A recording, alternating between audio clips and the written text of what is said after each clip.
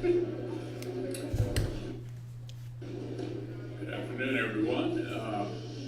Let me start by saying nobody on the Republican side of the Senate has been more enthusiastically supporting the idea of a comprehensive supplemental that deals with Ukraine, Israel, and Taiwan. We want that to pass. But while we're talking about borders, my advice to the majority leader last week was, if you don't believe how serious we are about this, then file cloture. And so I'm advocating, and I hope all of our members vote no on the motion to proceed to the shell, to make the point, hopefully for the final time, that we insist on meaningful changes to the border. James Langford I designated to be the lead on this, but we've had a number of members who have been involved in it over the years without much success. Now is the time to pay attention to our own border, in addition to these other important international concerns.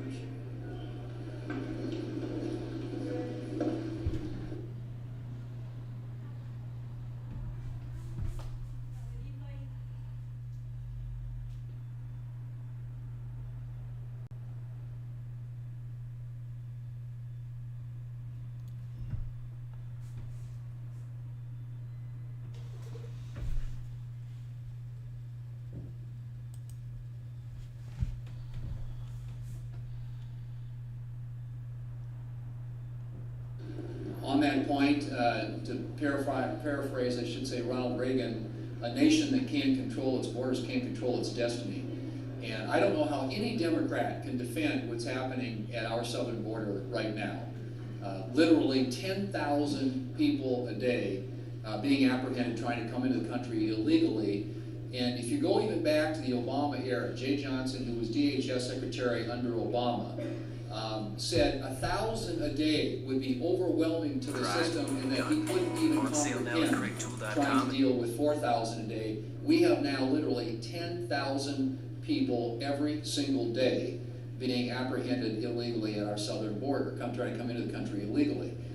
That is a national security crisis that has to be dealt with. The Democrats just apparently don't have any interest in fixing it, but Republicans have serious solutions, policy solutions that get at the fundamental issue, and that is to slow the flow of people coming to this country illegally, and to deal with what clearly we now know is a national security threat. We have people every month that are being apprehended at our southern border who are on the terrorist watch list, and that is a huge problem and a very dangerous problem for our country. And so as we think about a national security supplemental appropriations bill, and as the leader pointed out, there are many of us who are very supportive of the package. That package has to deal with the national security crisis that we are facing now on a daily basis at our southern border, and hopefully the vote this week, as Republicans stand together on that, will be evidence and get the Democrats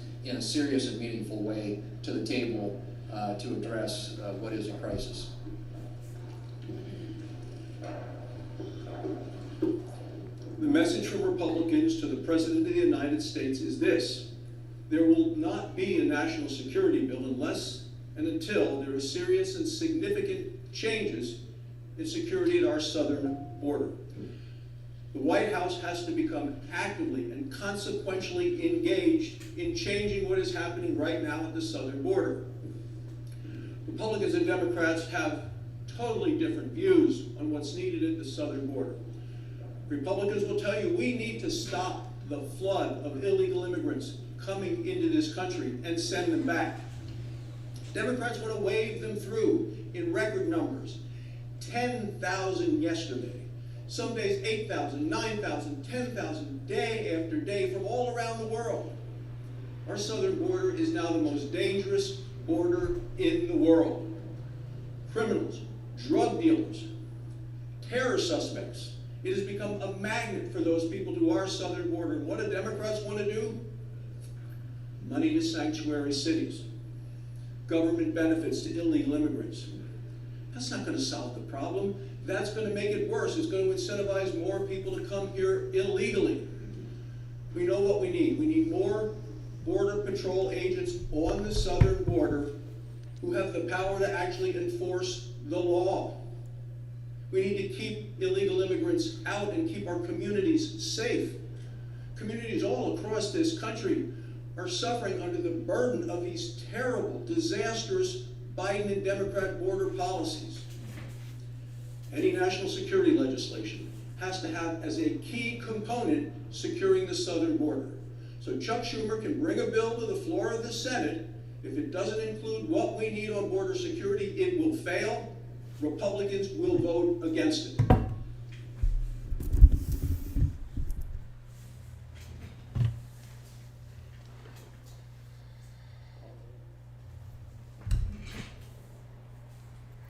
Thượng viện Đảng Cộng Hòa thì hôm nay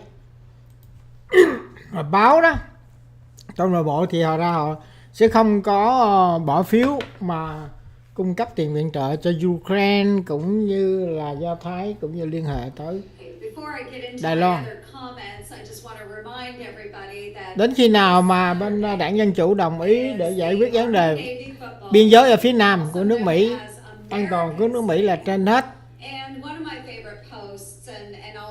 Repeat it because I think it's worth repeating, is that every one of those young men that will be playing out on that field in Gillette Stadium, those midshipmen and those cadets, every last one of them, they are willing to die for every last one of us that will be watching the game on Saturday. So let's not forget them as they play America's game. Okay, and you don't have to wonder what side I'm on either. Go Army, beat Navy. But anyway, while it's not the night before Christmas quite yet, there's not a creature stirring, not even a mouse, in the halls across this city. So COVID temporarily shut down a lot of our agencies here in Washington, D.C., closed all those federal buildings 4 years ago.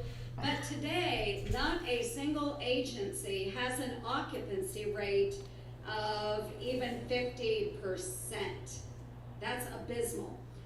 So the Biden administration really doesn't want the public to see the naughty list of no-shows, but I'm going to show you it today. And this is information that we actually did get through a request with the Biden administration.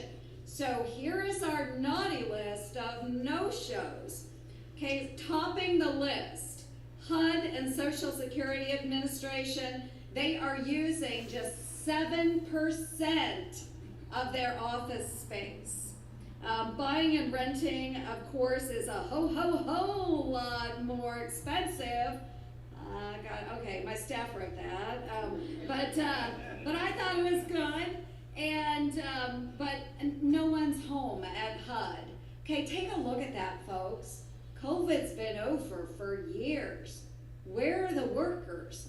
And if we're not going to fill up, we're not going to go actually work within these agencies, then maybe we need to get rid of this space, because it does cost a lot to rent these buildings in Washington, D.C. or own them.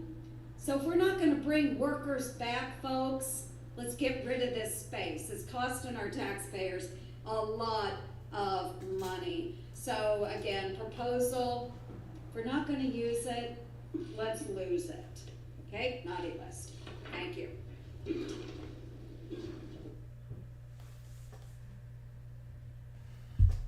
All right, say it plugs it in. Perfect. We'll start the car. Unaided tap to begin the skate.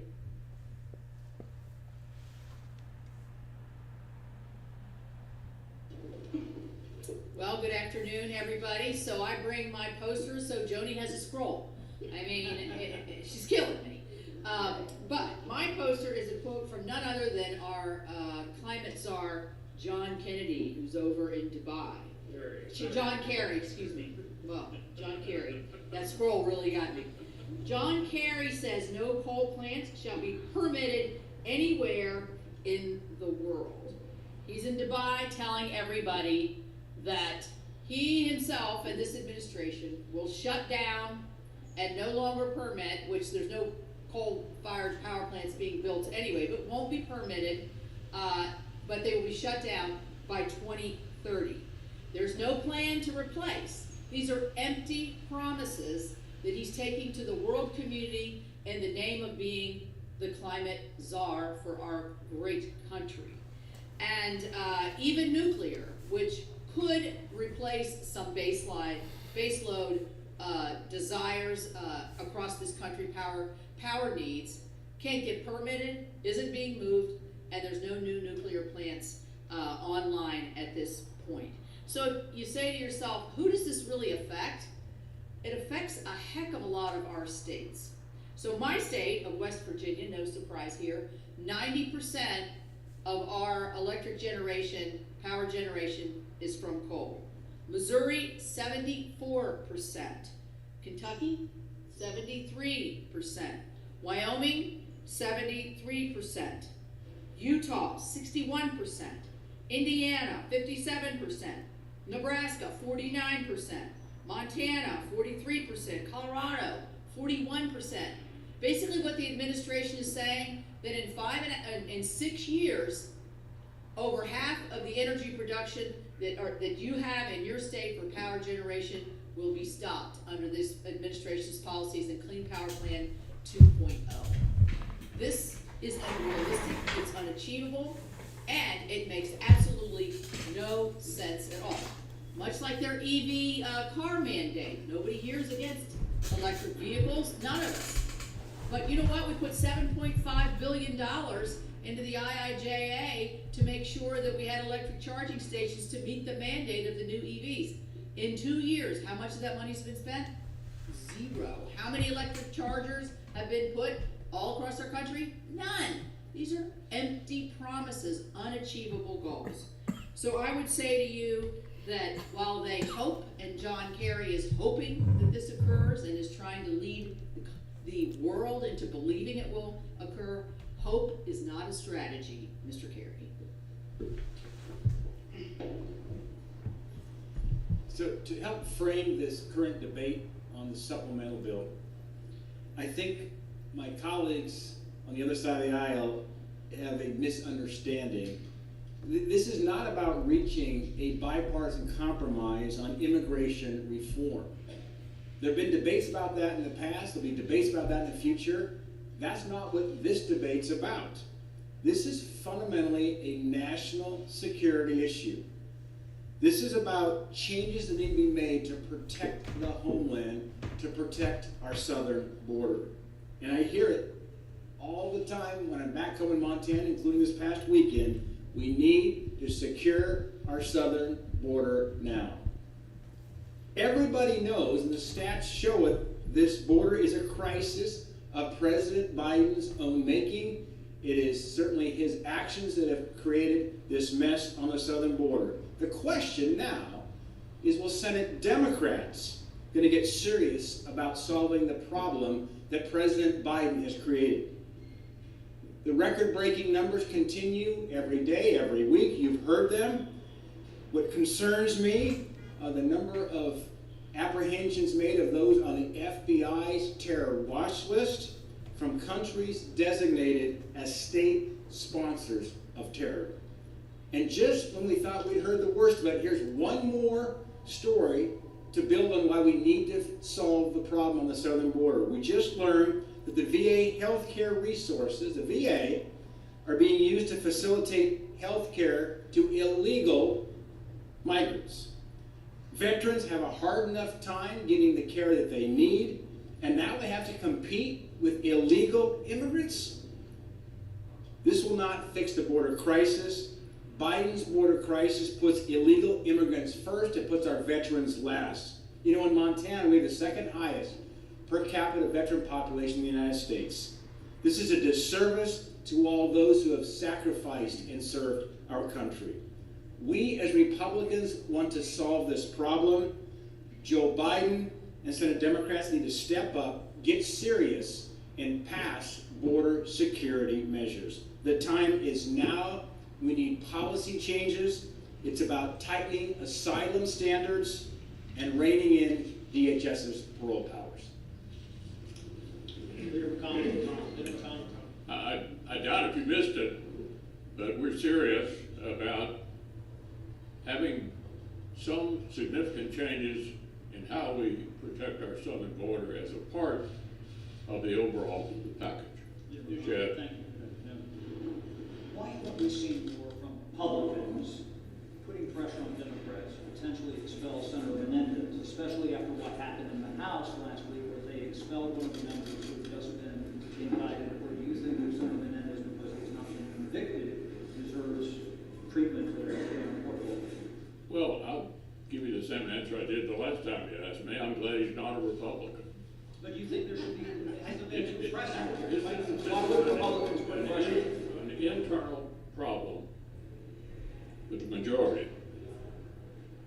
He obviously has some external problems, and I'll leave it up to the majority leader to decide how to deal with it. Alex? Leader McConnell, what do you think of Leader Schumer's new proposal that would bring the president's foreign aid package to the floor, combine it with the Fentanyl Act that passed in the Banking Committee, and then you let Republicans have the First Amendment on border security? Is that enough to get you to vote for a motion to proceed?